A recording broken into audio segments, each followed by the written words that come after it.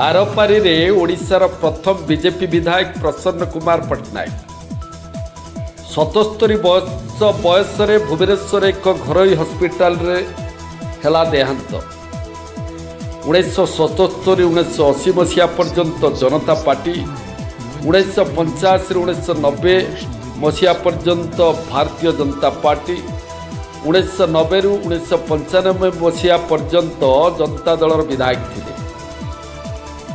1964 मसीह छात्र नेता भाव जोग देते। 1974 मसीह जेपी आंदोलन जोग देते। 1975 मसीह 18 मास पाई उभय ढेंकानाल पाललहड़ा जेल रे मध्य रही। 1977 मसीह 28 वर्ष बयस प्रथम युव विधायक मध्य होते। तांकर मृत्यु रे मुख्यमंत्री मोहन चरण माझी, केंद्र मंत्री धर्मेंद्र प्रधान समेत बहु विशिष्ट व्यक्ति माने शोक प्रकाश करिसेंती।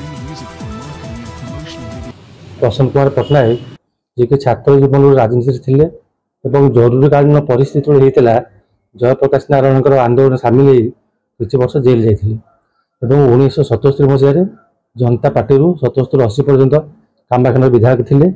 यापर 1985-90 जे ओडिशार प्रथम विजयी विधायक भाव निर्वाचित होते एवं 90 रु 95 जनता दल 95 2000 पर्यंत विधायक थे।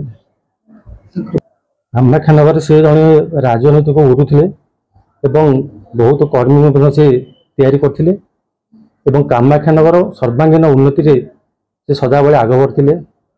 पाखापाखि बोधे 15 रु अधिका कॉलेज, 25 रु 30 विद्यालय एवं कामाख्या गोटे आईन महाविद्यालय तैयारी करते एवं रास्ता घाट गाँव उन्नति एवं विभिन्न प्रकार उन्नति काम करते।